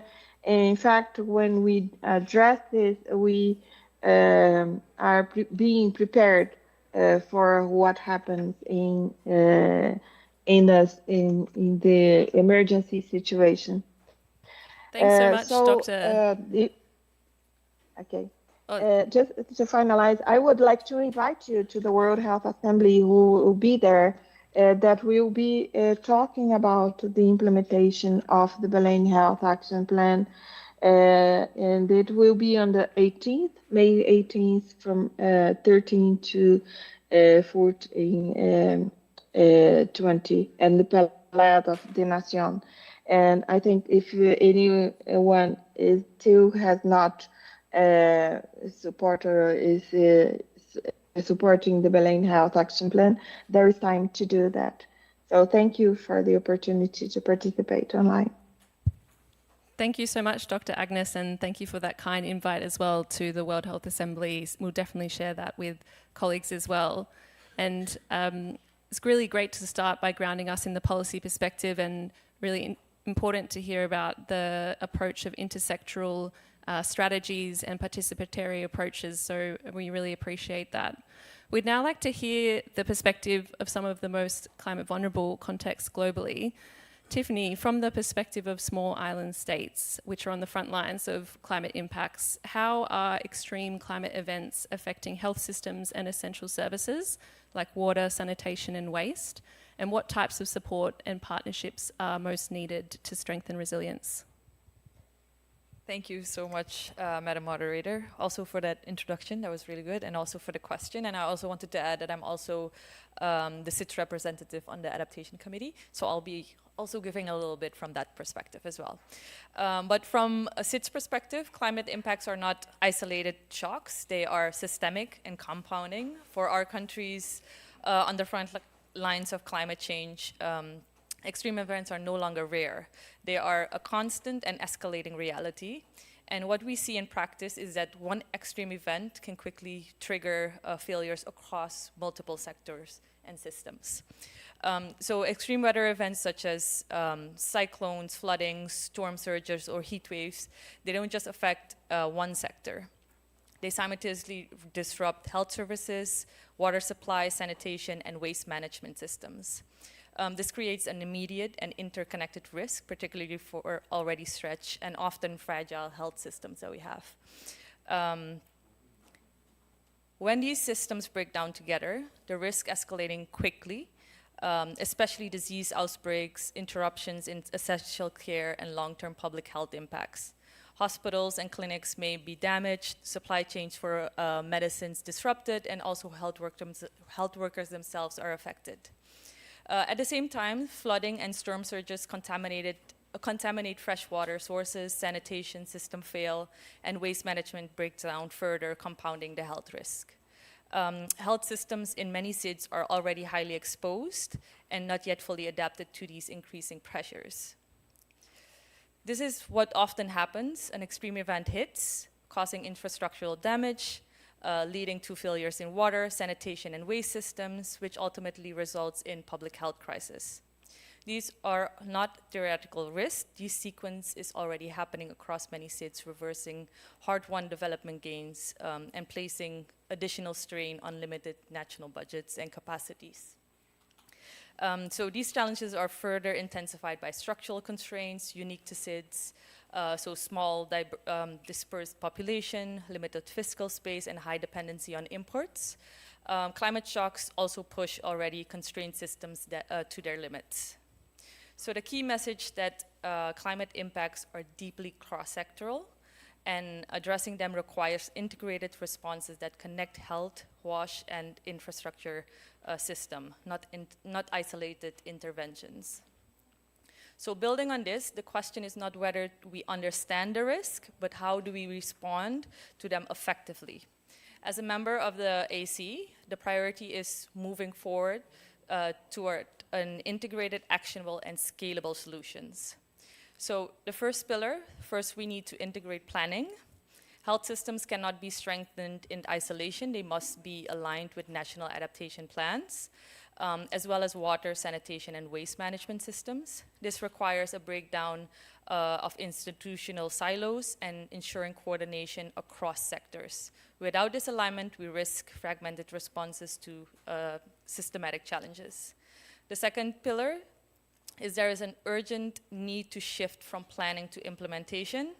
Many SIDS have strong plans, but lack the sufficient predictability and accessible financing to implement them. We need to scale up accessible grant-based adaptation finance that supports climate-resilient health infrastructure and decentralized services delivery and resilient WASH systems without exacerbating the health burden, the debt burdens that we already have. So in other words, accessible and sustained adaptation finance that provides the support that we need on the ground. And the third is partnerships and capacities are critical. This includes strengthening the early warning systems that are directly linked to health responses, improving health data integration for better decision making, and expanding South-to-South collaboration to share practical solutions and lived experiences. At the same time, investing in community-level resilience is essential, as local actors are often first responders in times of crisis. In closing, so finally, there is a need for strengthened international solidarity and equity. SIDS contribute negligibly to the global emissions, yet bear a disproportionate burden of the impacts. And addressing these challenges requires not only technical and financial support, but a genuine commitment to climate justice. Ultimately, the solutions already exist. The challenge is scaling them through better coordination, stronger partnerships, and sustained investments. So we don't lack solutions. We need scale, coordination, and sustained investment. I thank you very much.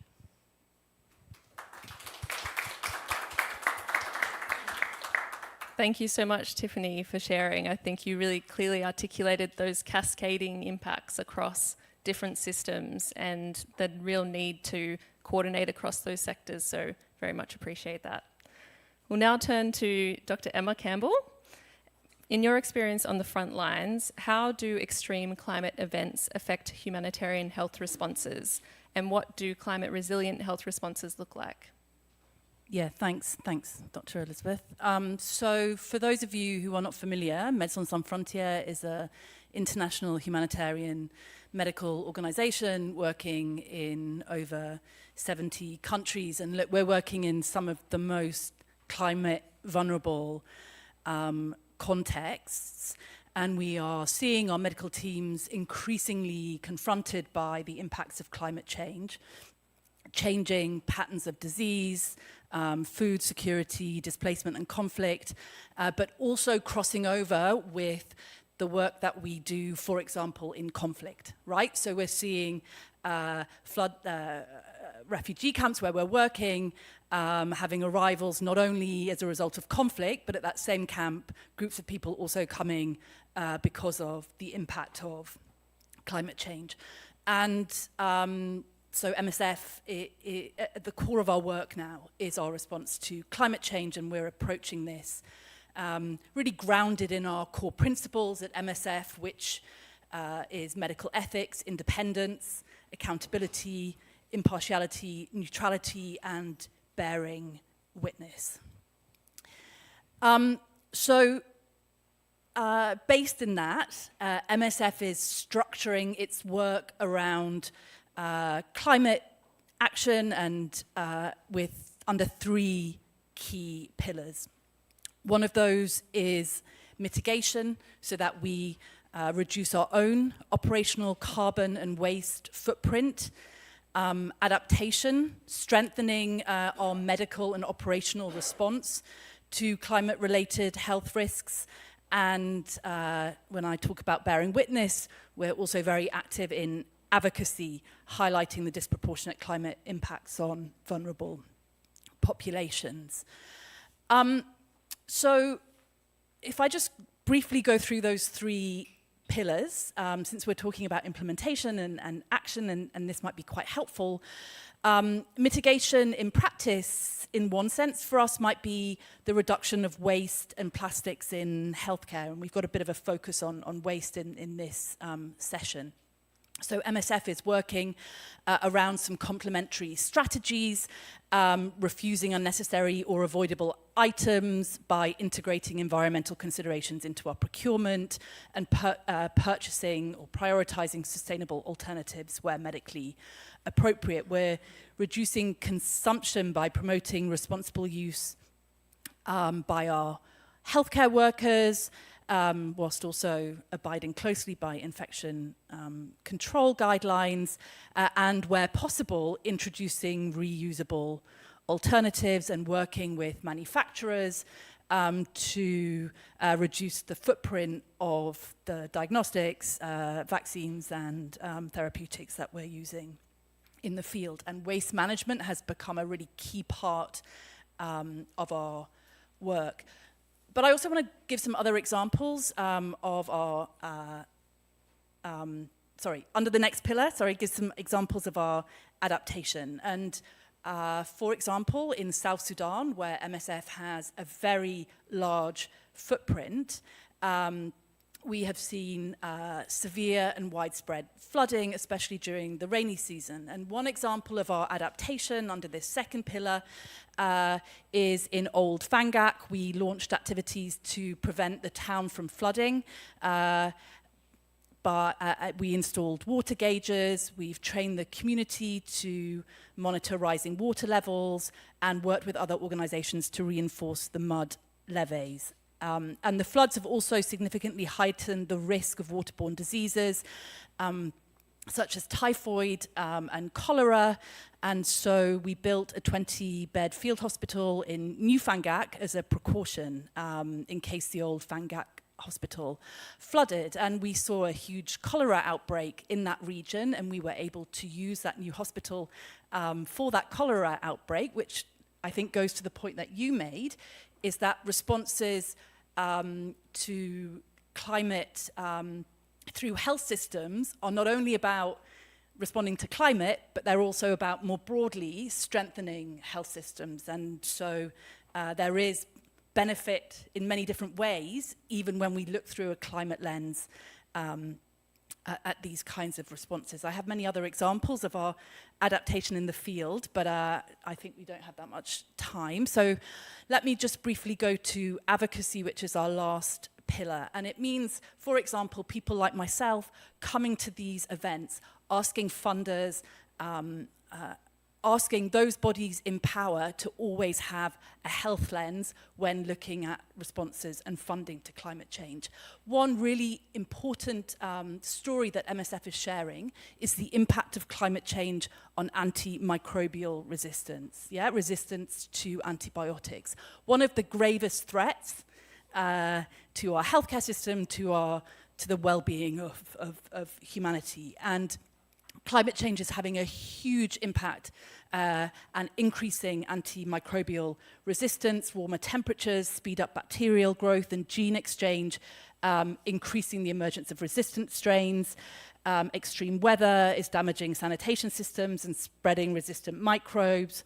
More infectious disease drives antibiotic use, which is also, of course, accelerating resistance, and so on and so forth.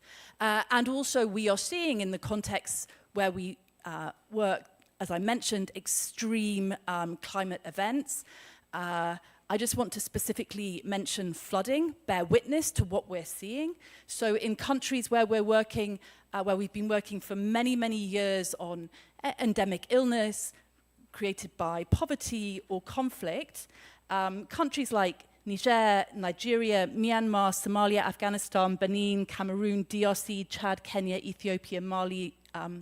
Last year, in every single one of those countries, not only were we dealing with the traditional actions that we deal with in MSF, we also dealt with extreme flooding situations as one example of the context that we're facing as a result of climate change. So thanks for inviting MSF to share with you the work that we're doing in this intersection of climate and health. Thanks, Dr. Thank you so much, Dr. Campbell. I think it's so interesting to hear how climate is shaping not only some of those global health challenges like antimicrobial resistance, but also your own responses in the field as well. So it's fantastic that you're able to join us. Thank you.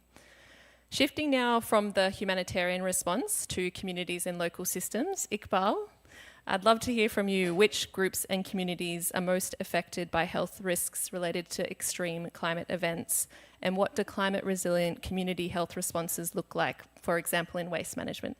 Yeah, thank you so much. Good afternoon, everyone. So from a community perspective, those most affected are typically the groups facing a double burden. First, high exposure to climate shocks, and second, limited access to essential services. So these include children, pregnant women, older person, people living with chronic condition, and also low-income families. So in developing countries, this vulnerability is often even more pronounced as climate shocks tend to hit communities where waste management, clean water, and primary health services are already weak. So in Indonesia, we can clearly see in late November 2025, extreme storm hit 3 provinces on Sumatra Island, where 3.1 million people were affected and nearly 600,000 people displaced. And this was not only a storm and flood crisis, it quickly became sanitation and waste crisis as well. So roads were cut off, communication was disrupted, and villages were buried in mud and debris, and access to clean water became extremely difficult. That creates immediate health risks through polluted water, blockades, drainage, vector breeding, and unsafe condition in shelter. So the most affected communities are often low-income urban settlements and coastal communities in developing countries where drainage, sanitation, and waste management are already weak. And when extreme climate events hit, these systems are often the first to fail, turning a climate shock into a public health emergency. So what does a climate resilient community health response look like? It's not only about emergency medicine after disaster. It's also about prevention, preparedness, and continuity before, during, and after the shock. That means clean drainage, reliable waste collection, safe water storage, and community awareness. Local systems that keep basic services functioning even during floods and storm. So in other words, resilience means that community are not only able to respond to a crisis, but also to prevent health risks from escalating when climate extreme occur. So for me, the solution is clear. We need accelerate community-based system that are simple, local, and scalable. In Indonesia, under the National Disaster Management Agency, we developed a concept of disaster resilient village, where resilience starts at community level. And it's built before the disaster strike. That means communities are not only waiting for aid, but they are equipped to adapt, to respond, and to recover quickly. So in the context of climate and health, this should include practical systems such as local waste management, drainage maintenance, safe water storage, and community coordination. So basic services can continue functioning during flood and other extreme events. So partnership is critical in our case. Community resilience work best when civil societies, private sector, local government, schools, all play a role.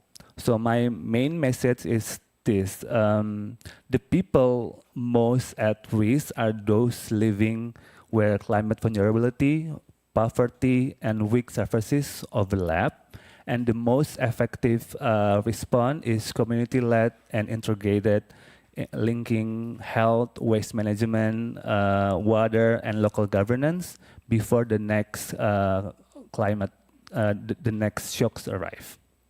Thank you.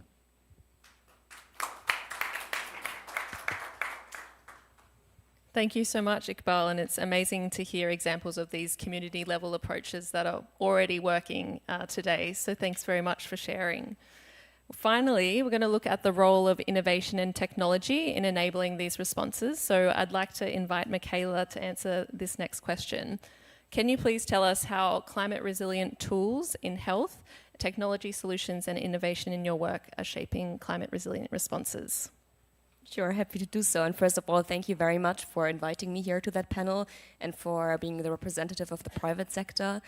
For those of you who don't know Bayer, the company I'm representing, it's a life sciences company active in the space of crop science, consumer care, and also pharmaceuticals. And maybe starting with that innovative approach, as I see it in my daily work, is actually the team that I'm part of. So having a dedicated team, 100% focusing on the impacts of climate change on health is, I would say, something very innovative in the pharmaceutical industry and something that I'm extremely happy to be part of. So what are we actually doing and who are we? We are a team of medical doctors, of scientists who are looking into how to meet the new medical needs that are arising out of a change in climate, how to meet them today, and also how to be prepared for the future. And very important to mention, we are part of our pharmaceuticals division in the Chief Medical Office, so we are really part of the business. So what does that look like tangibly? We are first of all looking into how to adapt existing solutions and how to develop new solutions to meet this new medical need, and also how can we make sure that the supply chains are actually adapt to a changing climate. Secondly, how do we reduce the carbon footprint of our medicines? And here we're looking really at the entire value chain, so from production to patient care pathways. And then lastly, on how do we equip communities, clinicians, and also the whole system with knowledge to prepare them for managing climate-driven health risks. And our focus, and I was really very intrigued to see that here also popping up, is actually extreme heat, and here more specifically the impact on kidney disease or kidney metabolic disease in a broader sense, and maternal health. And I would like to also emphasize it a little bit more with a specific use case that I brought here today to really showcase on what this can look like in reality. And here I would like to focus on our work on NCD, so neglected non-communicable diseases and climate change in India. And I don't know, many of you are probably aware that heat waves in India are a critical challenge already today on public health, but also on economic stability. There are already national programs and also collaborative efforts in place to mitigate these, but what is really important to scale these up and to support infrastructure and community resilience to be more prepared as heat waves are expected to intensify even more. So what we have done is to translate global leadership into country action. So early this year, the Bayer India team and also our global climate and health team jointly launched our India initiative, complementing our global agenda with country-level implementation. And maybe just to briefly mention, why did we select India as the first country where we'll roll that out? First of all, non-communicable diseases are a major health burden in India, and there is a really high prevalence of cardiovascular, of kidney, of metabolic conditions that are really significantly driving mortality and morbidity. Then secondly, talking about extreme heat, these events are accelerating, and we see nowadays already more than 20 annual heat wave days, and this is also worsening. And then lastly, climate and NCD risks are converging, and particularly through heat-exacerbated chronic kidney disease and also on intensified NCD's vulnerabilities, which is putting additional pressure on an already stretched health system. So this is a really multifaceted challenge to climate and health, and what we have done, we've approached it from a multi-stakeholder approach, and that is paired with our scientific and medical leadership in a global and a local representation, so that we have inclusive bottom-up ownership and country-led action to unlock and sustain implementation pathways here. The program overall is comprised of 3 different pillars, and this is also reinforcing our multi-stakeholder ecosystem approach. The first pillar is around evidence generation. So how do we really build nationally relevant insights on extreme heat, on the prevention of NCDs, on the treatment and also the management of them, and how do we identify the gaps? Then how do we put that into context? So how do we provide that as a resource to our healthcare professional in a way that is really helpful and that it's also needed? The second pillar is around capacity building. So using the evidence that we have generated to strengthen the primary healthcare workforce and to build capacity for the early diagnosis. You also mentioned prevention. This is a really important element, and how to include that in heat risk management. Also looking into frontline health workers, how do we improve community referral pathways so that those in need are treated faster? Then lastly, this is complemented by the pillar around political advocacy and stakeholder engagement. We are engaging with different ministries, with state governments, with national centers of disease control, and also different other bodies to advocate for these climate and health actions, and also to shape the evidence-informed inclusive policies as we would like to see them. So for us, our program in India is just a starting point. We saw already a great interest from national level and also on a global level, and we envision that this is an approach that we can replicate in another element, and that we could with that reach even more people and really make a difference in the space of prevention. And with that, I'll leave it here. Back to you. Thank you very much.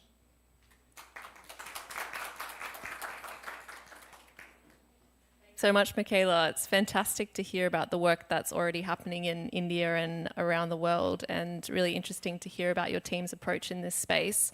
I'm excited some people have the opportunity to dive deeper into some of Michaela's work that she mentioned as we move to breakout groups now. So I'd like to thank firstly all of our fantastic speakers for their insights, which provide a great basis for our breakout discussions. Together, these breakouts will explore proven solutions and the enabling conditions needed to scale them. So I'd like to invite you all now to move into a breakout group. There's 3 to choose from. So we'll have the first breakout group in this table here, closest to the panel, and that will be facilitated by Michaela. And we'll be looking at innovation, science and technology, particularly exploring health and waste management systems. The second breakout group will be in this second table, and so that will be facilitated by WebCare and explore national policies, regulation and governance. And our third breakout group will be over on the far wall and will be facilitated by Iqbal, and that will explore solutions in local delivery, governance and community-based approaches. So I now invite you to select a breakout group, and we'll be coming back together at the end to share some short takeaways. Thanks very much.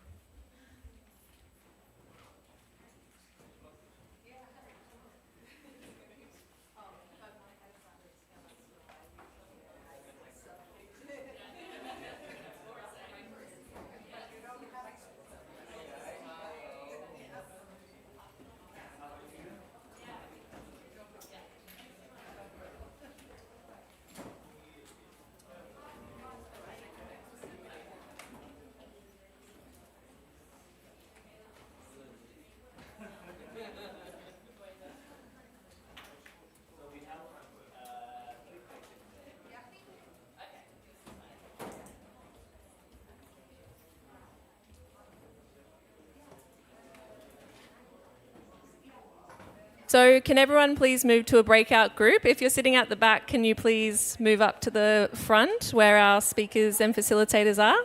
Thank you.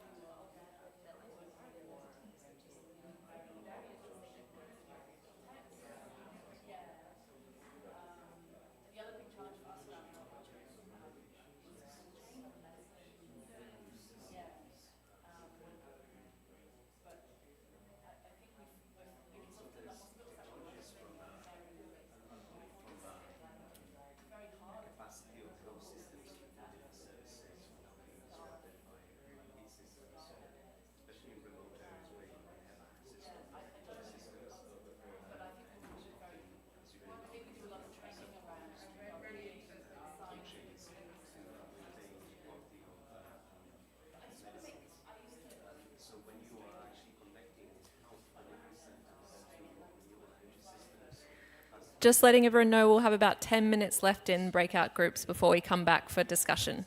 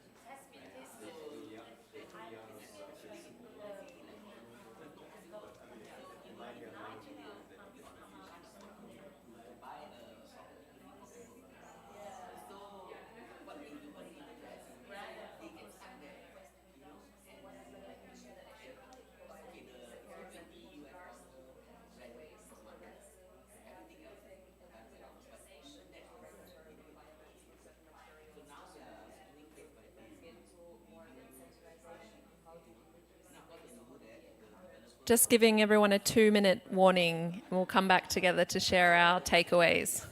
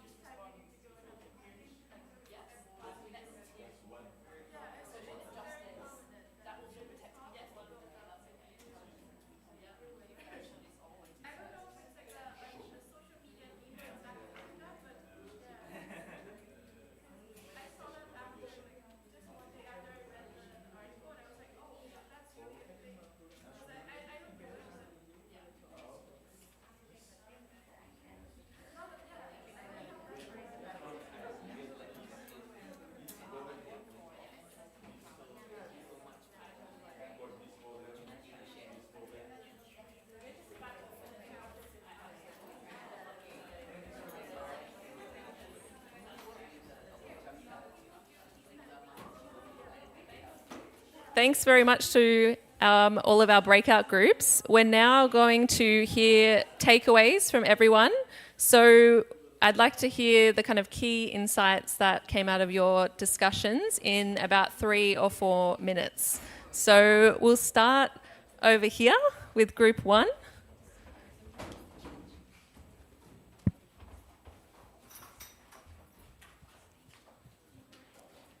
So, first of all, a huge thank you to my very active breakout group. We were talking about health, science, technology, and waste systems. And here we had a very diverse representation from a variety of different countries and backgrounds, which helped us to identify a lot of different topics. And let me briefly walk you through the first part, where we were looking into examples on how climate and health surveillance systems, including early warning systems for extreme heat events, better integrate gender disaggregated data to reach the most vulnerable. So I think first of all, it was mentioned that there is a need to take a baseline, so to assess what is actually the current status, who is vulnerable, what are the hazards, and also to give you an idea about the data that is necessary to understand, first of all, what is the right technology to measure what we want to measure, and also how can, with that, the right data be generated as a follow-up. It was also noted that it is necessary to understand how the information can be transmitted in a way that it's understandable to the communities that are affected. It was pointed out that quite often remote communities have their own language, which might require translation, and work together with them to develop the insights in a way that this is necessary, and also to have the resources available at hand for them, so that not only the information that something's happening is transmitted to them, and then there is no means on how to react, or resources such as availability of medication is at hand. Transitioning to the next question, and I rely on my group to add on if I miss out on anything elementary here. So looking into technology or innovation that are especially focusing on waste and sanitation to deliver results. And here we had a really good exchange about medical waste, about the need to have a more decentralized storage, and the implementation of circular economy approach to waste. Another element that was around the correct waste disposal when it comes to containing anti-malaria residues, which is actually contributing to the proliferation of mosquitoes, which are more resistant in transmitting further diseases. And same is also true for the correct use of antibiotics. Thank you very much. And another element mentioned, and I'll speed up a little bit, around medical waste is have also autoclaves available in remote areas to neutralize hazardous waste, is something that was considered as very important. And then briefly touching upon good practices on decarbonizing health infrastructure. So here we are looking into policies that are very much needed at local level for the sorting of waste to avoid transportation of waste over long distances, and which that also contributing to the generation of CO2 emissions. Then also focusing on renewable energies, especially when we look also into cold chains, which is particularly important for the deliverable of pharmaceutical products in remote areas, to make sure that the cold chain is not impacted and is a contribution to resilience. And also focusing on nature-based solutions, tapping into the knowledge that is existing with indigenous populations. With that, I hope I captured the discussion. Anything to add?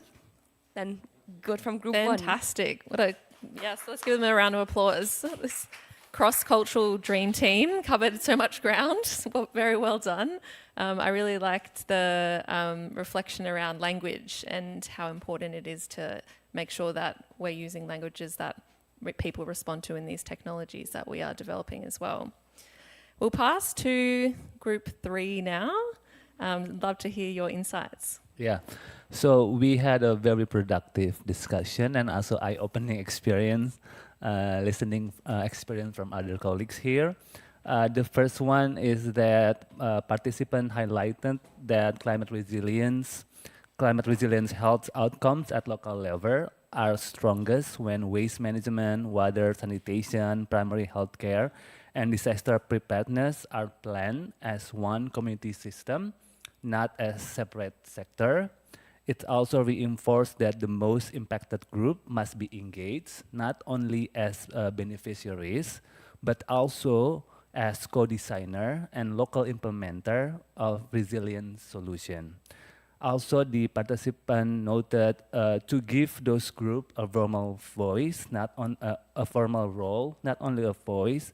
For example, in Malaysia, they legalized the group as K2K, meaning from us to us. So in practice, it means involving them in village resilience, disaster community, shelter management, and waste monitoring, because preparedness for public health emergencies start with resilient communities, not only institutions. Dr. Emma, you want to add something? All good? Yes.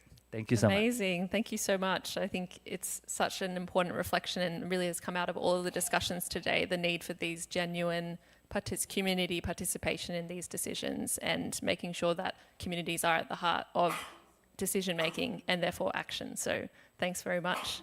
We'll pass to our final group, WebCare. Thanks very much.